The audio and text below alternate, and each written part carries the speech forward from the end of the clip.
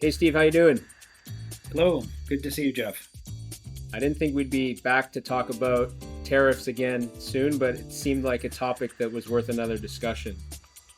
Definitely, definitely. So joining me today is Steve Wire, who is the president of GSCC. He's got over 30 years of experience helping companies, tackle issues like tariffs. And so given all of the talk recently, we thought that we would follow up our previous episode, which talked a lot about Section 321 and potential ramifications of the Trump presidency, with another one that was going to be a little more focused on some of the topics that we've seen come up in the last few weeks. So, Steve, maybe we're taping this mid February, so listeners, you'll probably hear it towards the end of the month. What has been going on the last couple of weeks? It seems like the news is kind of changing every day, um, especially with regards to Canada and Mexico. And I know with a lot of our customers, there's been concerns and fears, and people are starting to think about what they should be doing. But can you kind of summarize what we've heard over the last few weeks? Sure. Yeah, I think the big, if we said it in one word, it's uncertainty and more uncertainty to come, which for any business anywhere in the world, it's the most undesirable thing. Not knowing what rules and policies are means that you can't do short-term decisions, you can't understand what your prices will be, and it's harder to make medium-term and longer-term planning. So what we know prior to the U.S. president coming into power on the 20th of January, there's a lot of talk, threats of punitive tariffs against our trading partners in the U.S. with Canada, with Mexico, with European Union, and with a geopolitical strategic rival with China. Lots of talk, but when the new president came into power, there were immediate threats specifically against Canada and Mexico, which are NAFTA partners and allies to the north and the south of the United States. Those threats were for additional high tariffs. The amount of tariff that was supposed to be put on had been bandied about at different levels. And there were last minute negotiations that, in fact, the tariffs never came into play for US and Mexico, sorry, for Canada and for Mexico. There's a 30-day pause, which we're into day 3 or 4 of that 30-day pause, where the US president and the Mexican president and the US president and the Canadian prime minister agreed that they would, both sides would take concrete measures to address some of the concerns that the US had around border security, around drugs, around immigration. And so we don't know what will happen. If the US president feels that progress is being made and after 30 days is satisfied with the progress that was made so far, and the plans put forth by Canada and Mexico to continue that progress, then tariffs could be postponed indefinitely. But we won't know. It's possible for other reasons the US president could say, I don't like the progress so far during this 30-day period. I'm reneging on my agreement to hold things for 30 days and not put tariffs. So there's a lot of uncertainty for the two key trading partners. Mexico actually, for the second year in a row, is the largest trading partner with the US. It surpassed China in total import and export trade with the United States. So it's really critical not only for Mexico, which is very reliant on the US, but for US, which is very reliant on Mexico as a huge source of products for us and services, that we get this right and we work it out in an amicable way. So that's what's happened with the two trading partners, North and South, within the North America realm. Trump initially said he wants to have a better relationship with China. He indicated a desire to travel to China to meet with Xi Jinping to try to work things out, not only on trade, but on fentanyl, on many different issues, the Russia issue, China's support of Russia, etc. And they had some good overtures, and China responded very positively to that. But then the US president put a 10% across the board tariff on China with very little notice period. So, again, lots of uncertainty on what's going to happen with this very large trade volume back and forth between US and China. US buys lots of consumer goods from China, lots of industrial products, medical products, many different products, a wide variety of products from China. All of that is being taxed now an additional 10% tariff. Right. China is going to retaliate. They're putting together a package of retaliation to increase the import duty rate on US goods. I haven't seen the list of what that is yet, but that will be coming very soon, and it will affect US exporters and US manufacturers. There's talk that China is being very strategic about it, and they're targeting specific states that are Republican controlled and big Republican strongholds because they want to send a very punishing message. If you support these policies of the president in Congress, etc., your state will be punished by restrictions in the ability to export from your state to China. So it's I wouldn't say it's getting dirty, but both sides are using whatever power they have to punish the other. Yeah. So that's where we are with tariffs from the US caused by the US on key trading partners. European Union is on notice that they're up next. The US president has said, "You're up next. We're going to do something with Europe. We don't know what that is. We don't know how much, when, what commodities, which country specifically, or it's all European Union. We just don't know." So there's a lot of uncertainty. Europe is concerned naturally as well because their economies are not doing well. So So that's the latest as of today. and what what do we think the end goal is for the new administration? Is this because it seems like it's kind of being the tariffs are being applied to everyone, whether you're the greatest ally or not.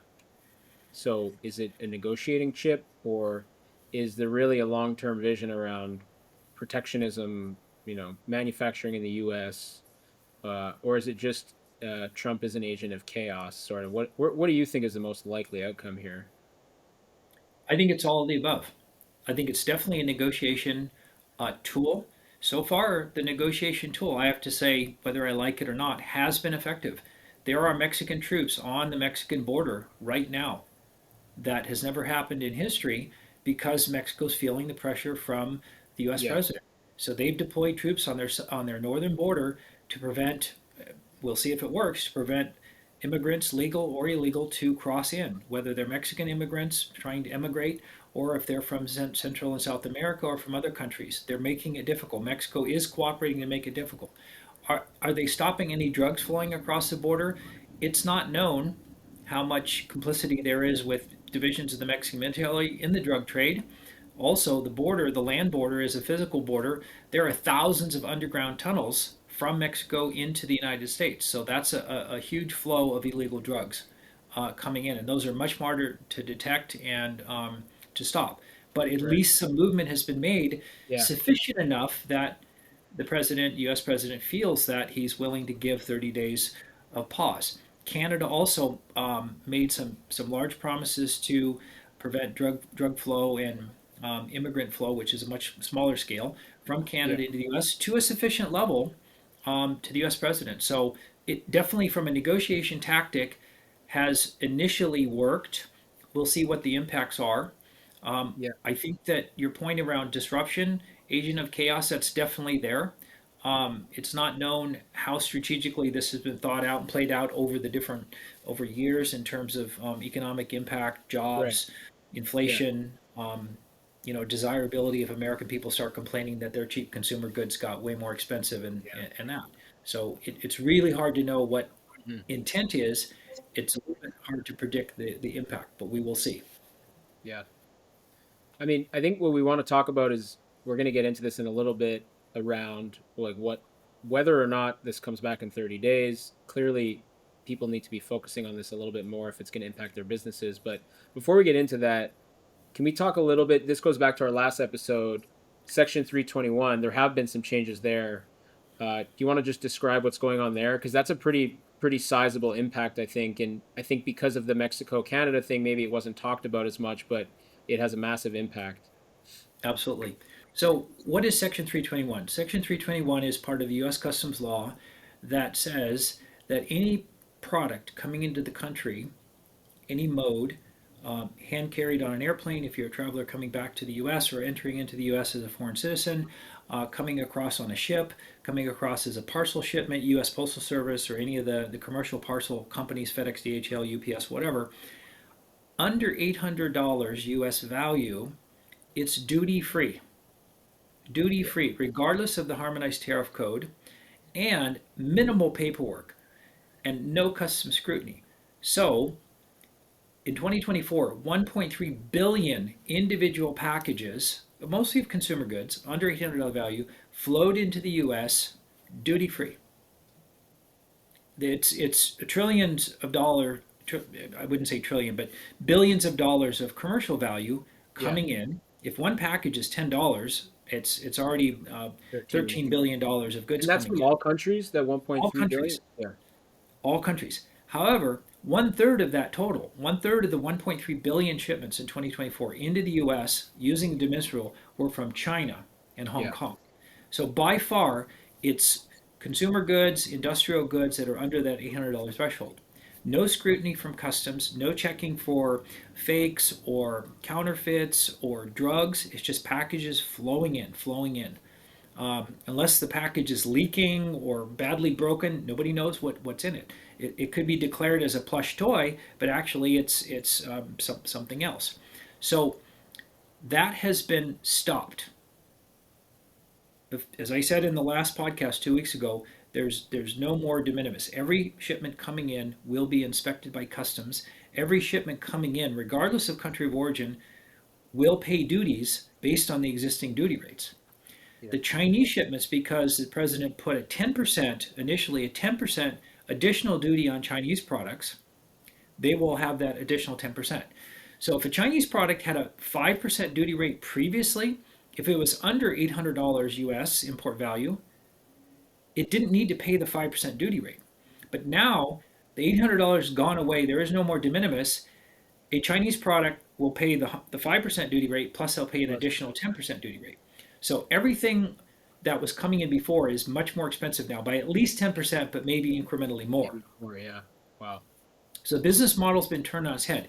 The other impact is 1.3 billion packages a year. That means that customs has a lot more work to do. Yeah. Customs Yeah, I was going brokers to ask you have that. to Yeah. file entries. An entry is $85 an entry. So the US government's going to pick up $85, or sorry, customs brokers in the US will pick up $85 on 1.3 billion shipments if the volume continues. So it's a boon to US customs brokers. We'll be able Yeah. to charge for the entry fee, but it's going to slow things down. So if your customs clearance was same day product flows in, you order something on Monday, it shows up at your door in the US on Friday, it's going to be much longer because everything's going to be under scrutiny. Huge disruption in trade. Yeah, I mean, we probably as consumers won't see the ramifications like immediately, but I imagine pretty quickly you're going to start to see some things that are either more expensive or things are taking longer or availability of products that originally came Yep. from Asia are not going to be there, right? Yeah.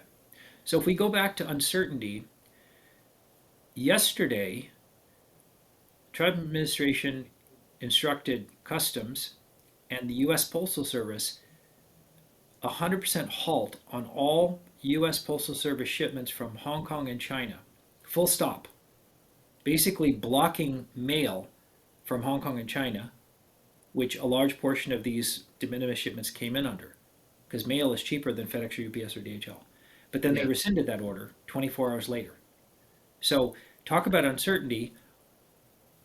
We could have blockages to trade where certain avenues of trade called U.S. Postal Service are stopped. That's also a possibility by presidential whim. But it might change in 24 hours too. It could again, we don't know. Yeah. So we've sanctioned, the US has sanctioned Russia.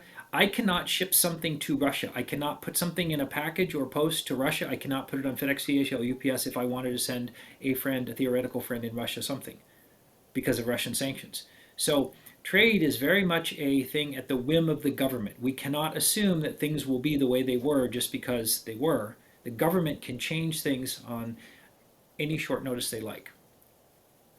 Well, that's yeah. I mean, it makes things very difficult. And again, we have customers that are importing goods from all sorts of different countries. So what's the roadmap or what's the game plan? I mean, if things change every 24 hours, there's only so much you can do. But I think any intelligent person is saying to themselves, what should I be doing over the next 4 years to prepare myself for different scenarios? So I wonder, like different companies or different buyers, like what kind of steps would you be proposing them to take to sort of prepare for whatever it is they should be preparing for? Yeah. No, good question. I think the most important thing is every company that's selling products in their home country, say it's US, Canada may have its own policies towards its trading partners, but any country, any company that's selling products that came from a foreign source really needs to understand their business model. So let's say there are five different types of companies from the most simple. I'm a marketing company that has a really good web presence, and I am able to source through the web online a variety of products. But I know nothing about importing. I know nothing about shipping, logistics. I know nothing about managing product specs overseas or factories or managing labor. Nothing. I don't know anything about it. I just know that I've been lucky. The way that the global trade in the world has been set up is I can find suppliers of stuff. I don't know anything about the background of suppliers to the specs I want, the quantities I want. I place an order, I pay for it, and the stuff just shows up. It just Yeah. shows up in a large quantity or in small individual quantities, and I'm a really good marketing company. I've got great web presence, and I just sell my products. If you're that type of company, you're at the most risk. So what that type of company needs to do is understand, who is it? Who are you buying from? Are you buying from a distributor in your home country in the US that has a warehouse full of stuff that this was imported? And who is that distributor buying from? Are they buying from another importer that just imports and sells to distributors? Who is that importer buying from? Are they buying from their buying office overseas? Are they buying from a trader in China? Are they buying from a factory owner, a factory act? Because every international supply chain, there's at least five or six different parties in there, each party taking its margin, each party doing its part and adding value. That's the nature of how business works. So if you're at that tail end of the supply chain and you're just a marketing company, you need to understand who those players are and find out where your product came from. Every single product except one or two types, ball bearings and I think pillow feathers, have country of origin marking, must be written on the product. So if you have a consumer good, you flip over your laptop, you flip over your, you look at the basketball you bought, at the plush toy, it'll say made in China, it'll say made in Vietnam. That's a customs law. So you need to look at every single SKU that you're selling to your customers and understand where it came from.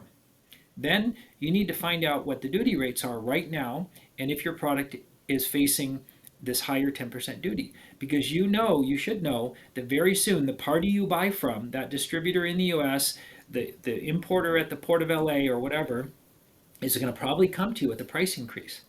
Now, if the China tariff went up 10% and they come with a 15% increase, you then have the power to say, wait a minute, why are you charging me 15 versus 10? And they may say, well, it was 5 before, but that we were bringing it under the de minimis rule, and so we paid the original 5 plus the 10 in my example. But you need to have that background, or you have no way to even begin to negotiate or Yeah. understand what your cost will be. Hmm. If you're a distributor importer, which is the second type, you need to know who you're buying from. Your company people have probably made trips over to China and Hong Kong and know who some of the players are, but you need to understand from your overseas parties who are selling to you what's changing on their side. What are they doing to change the bill of materials mix, or what do they project the price changes are going to be, and get some sense of that.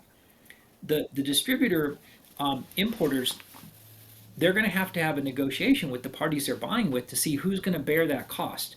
Because tariffs are borne by the importer, but the importer, if they're a big importer, they're going to push back on the manufacturer. Walmart's not just going to take a 10% increase on China. They're going to push back on their supply base in China and say, look, you guys need to help me out. Because I will Yeah. bear some of the costs in passing on the price increase to my consumers, but I'm also going to put pressure on you suppliers. China, your economy's not good.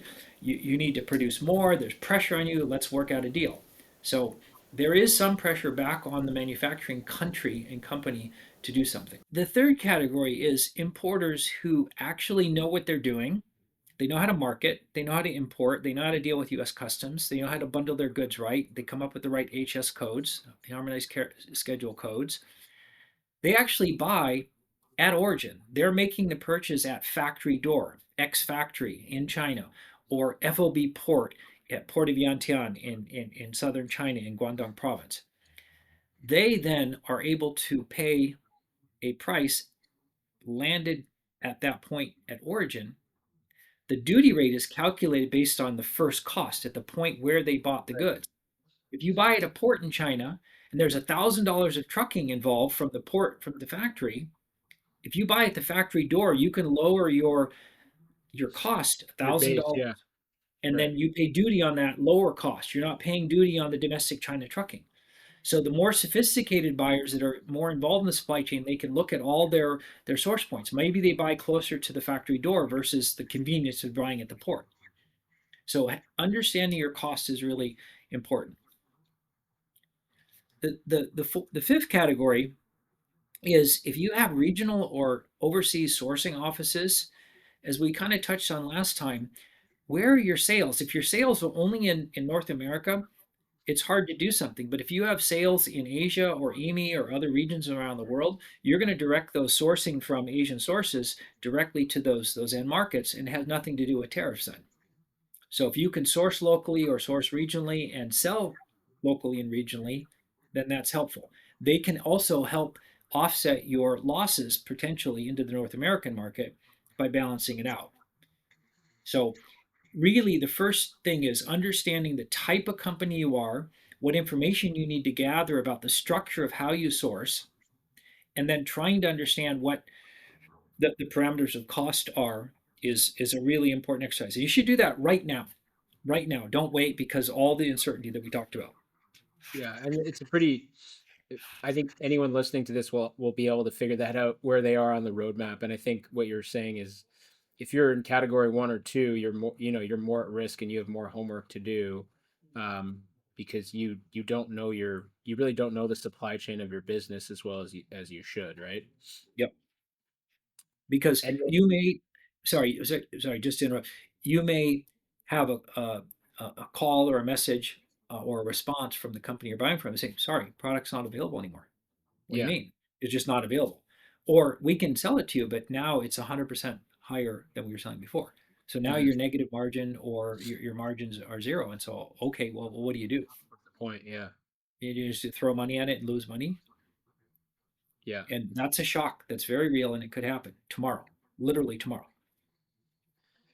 yeah. And so if I'm in this sort of middle ground category, which again, if I think about lid customers, a lot of them are in the middle where they have a pretty good understanding of their supply chain, but maybe they don't have a presence overseas.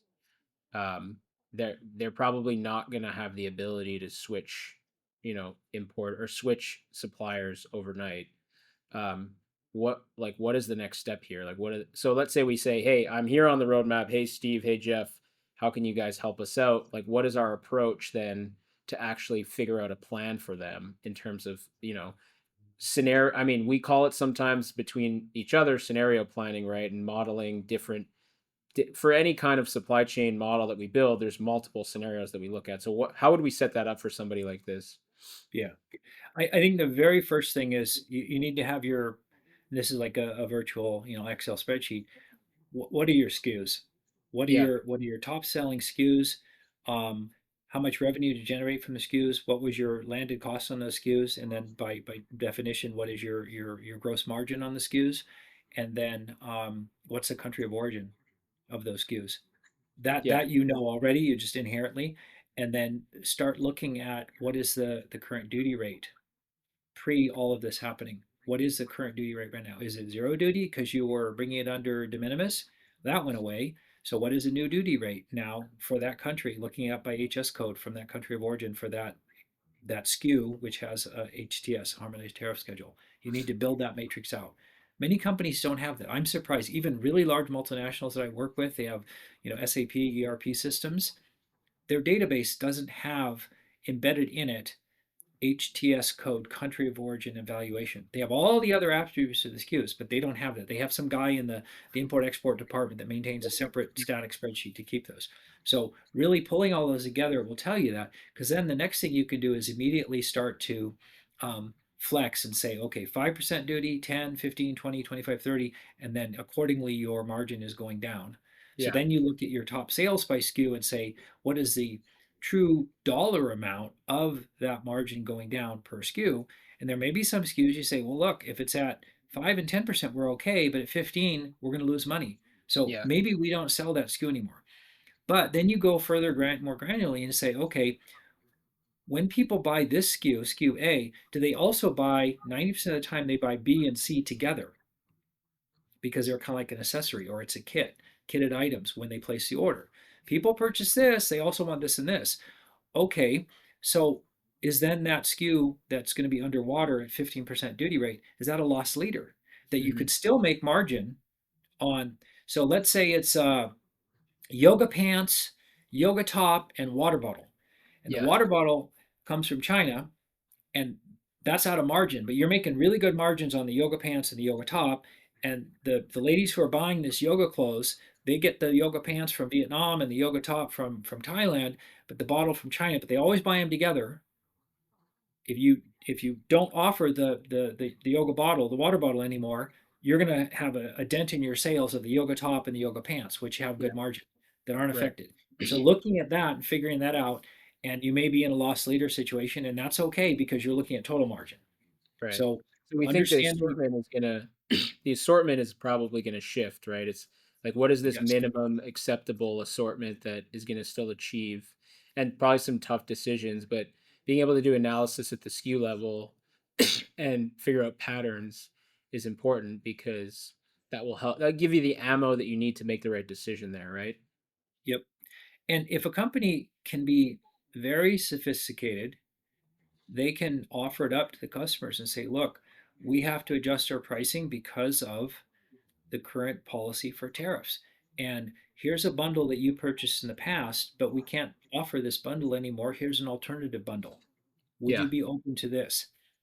And sometimes just being straightforward and honest, consumers appreciate that, and they may say, okay, sure, maybe we won't buy the water bottle anymore. We'll just buy the yoga pants and yoga, you Right. know, bottoms, whatever. In that example, Yeah. it could be the And then so drill and the tool set that comes with the exactly. Yeah. the power drill and the tool set, whatever. So let's keep the water bottle example for the next point, which is long term. We know we got a water bottle problem, right? So how do we solve for that? Like, are we looking at alternative, sources for items that we think are going to be problematic, like China, high tariff, high risk of that continuing for at least the next 4 years. You know, those are the kinds of decisions where you probably want a longer term plan, right? Yeah, and so I think if someone is comfortable with it, and you have to force yourself to be comfortable with it, you set up a meeting with your key suppliers. Let's say you've been dealing with China suppliers and Vietnam suppliers for 15 years, 20 years. You have a long relationship with them. You're in that middle category of companies. So you get on the plane, you have a meeting with them. You go, look, let's discuss this open and honestly. You guys are under threat because of political governmental issues. What if you set up you Chinese suppliers? What if you set up manufacturing in Vietnam or Indonesia? It's still a Chinese company there, but what if you did that? Because you're getting pressure from your other European and other US consumers. We're not the only company buying from you. What would it Hmm. take for you guys to move and then you change legitimately and fairly change the country of origin to another country that's not going to face those sanctions? What if you Yeah. guys came and set up in Costa Rica or in Panama or some other country that's closer where there's already an existing free trade agreement or something like that? And so it's a longer term play. It's not that I, as an importer in the U.S., need to completely change who I'm sourcing from. It's where I'm sourcing from, not who I'm sourcing from. Yeah. And so that trend has already been happening um, for a long time. A lot of the big Chinese manufacturers have shifted. So Apple's main supplier, Hon Hai, which is Foxconn, they moved to Yeah. India. Foxconn is setting up Yeah. plants in India, and Apple's buying iPhones from Foxconn, Hon Hai in India. There's a Taiwanese Yeah. company it happens to be, but so that having those discussions with your trade partners is important because what happens is over time as politics change and different governments come into play, if you have a long relationship with suppliers over time, especially in Asia, they remember that and they'll help you. We got through this thick and thin and we supported each other through thick and thin. It's a give and take. It's not just a short transactional thing as each Yeah. administration changes. For So sure. those are the conversations you should also be having, and you got to get on the plane and go over there and spend the time. Yeah. Hmm. Good point. Steve, one more. This is one more question, and this is not this wasn't on our agenda, so but I'll just give it to you. When I in just in reading about this and trying to kind of understand both sides of the political spectrum, I still don't really understand who is going to benefit from all of this. I think in the short term in the chaos, I think it's probably no one, but I'm trying to unpack the long term, or what benefit, if it is for American citizens, like what is the benefit? Who's winning in all of this ultimately? Yeah. So this is a really broad historical, gets into geopolitics and in history. I strongly believe the entire world order of global trade is being reset. So since 1944, Bretton Woods Agreement in New Hampshire, after World War II, Europe is devastated, Asia is devastated, Japan is nuclear bombed, US is very powerful, main country standing. It has 50% of the world's GDP. US said, look, we're going to Marshall Plan Europe. We're going to give you guys tons of money. We're going to let you rebuild, including Germany. We're going to buy all the stuff you make, even with trade deficits. It's fine. We'll buy all your stuff because we need you. You need to get yourself back on your feet. We're going to Yeah. guarantee all the global trade lanes with safety. Any ship can go anywhere. Japan, we're going to rebuild you. Southeast Asia, we'll give you tons of money, rebuild you. We'll buy all the Japanese, Korean, all the product from Southeast Asia, and set this new world order where the US was at the top. And through these multilateral agreements that were formed, the General Agreement in Tariffs and Trade, the World Trade Organization, the UN, all these things were formed since that time, the Bretton Woods Agreement in 1944. It's continued and it's created this globalism and global trade. It's raised billions of people out of poverty, and tariff rates have come down, and there's been this enormous economic prosperity. There haven't Yeah. been major wars since then. There was the Korean War, there's a Vietnam War, but those were more regional wars and domestic wars, civil wars. But this world order of peace and free trade is starting to fray right now. It's coming to an end. Russia invaded Ukraine. We're seeing threats of US invading Panama and Iceland, sorry, Greenland. Um, there's all these bad actors around the world, and things are starting to get straightened up. Um, what the U.S. president is saying, we're going to take a more robust, aggressive role in the world, and we're going to do America first. Right or wrong, Yeah. I'm not going to make a comment on that, but this is the new Yeah. world.